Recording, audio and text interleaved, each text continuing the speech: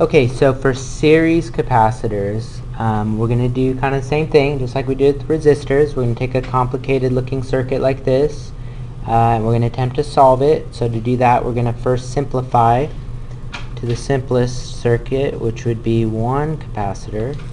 So let's break this down into one.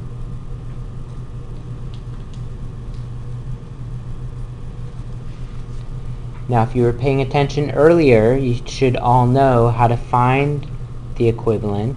How are we going to find the equivalent? Do the 1 over the reciprocation, right? We're going to sum up the reciprocals. So we're going to do that as well. So 1 over, just remember, for series circuits, it's the opposite of what you do with your resistors. So 1 over C series is going to be 1 over 10, 1 over 20, 1 over 30. So you're going to sum the reciprocals.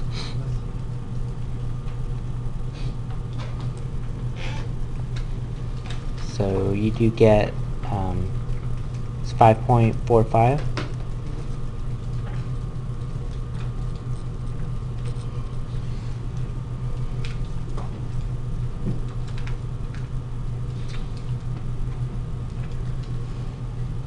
Okay. And so again, we're going to solve for missing things. Remember the main equations, C equals Q over V, or Q equals CV, or V equals Q over C. So what are we missing on this circuit? Q, right. So we're going to find the charge here. So we're going to find the Q total. So Q total equals C times V. So 5.45 times 120 .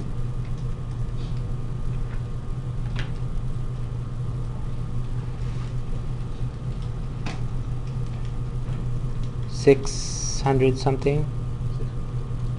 54? What do you notice about this in that parallel one that we did? How does it compare? Smaller, right? So it's much smaller. So you can store more charge on a parallel circuit. Alright, so let's go for the big concept for series capacitors. Actually, before that, notice what happened to the capacitance.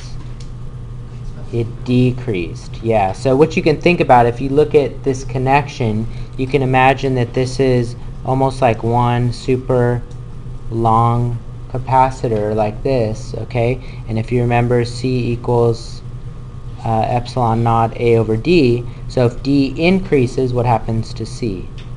Decreases. Okay, so conceptually that's what's going on here.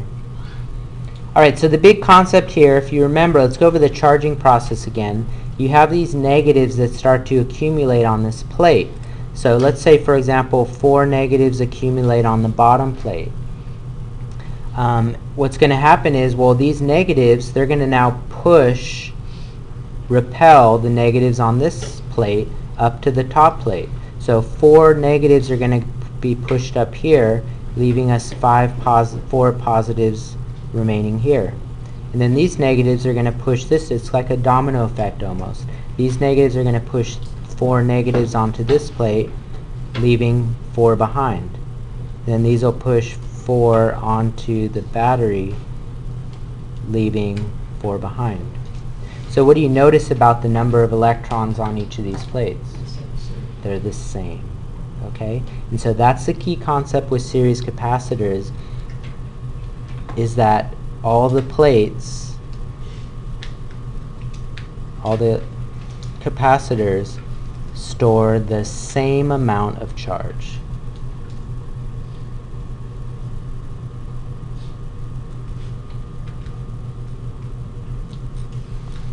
So each capacitor is going to have the same value for the charge, and in fact, the value will be exactly equal to how much you stored on the equivalent.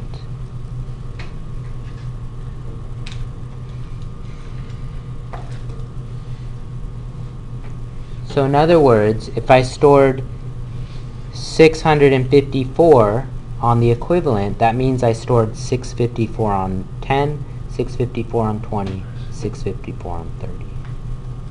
So that's really the key thing, maybe the only tricky thing for capacitors,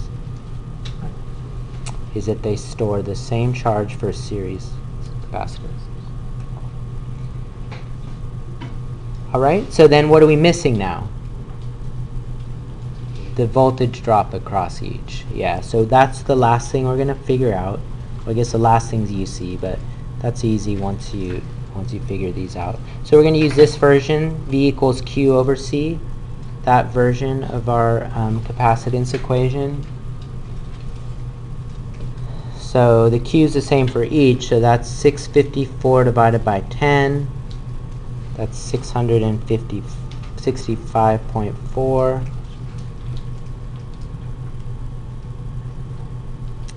Do the same thing here. 654 divided by 20 and 654 divided by 30. So 654 divided by 20, what's that, 32.7?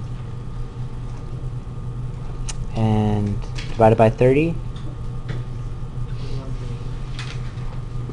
8?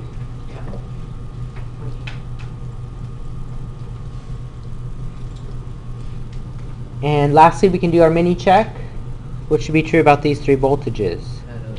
They should add up to the total. Okay, and in fact they do, or close. And that's the same as with resistors. Alright, finish it up. UC. Danny, can you just read all three to me? 21,255, 10,791, and 7,194.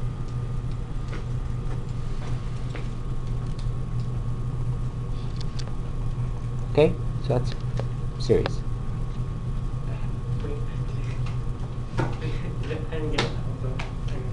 It depends, I guess, how you round it. Is this somewhat confirmed in the ballpark? Depends when you rounded, when you didn't round, and so forth.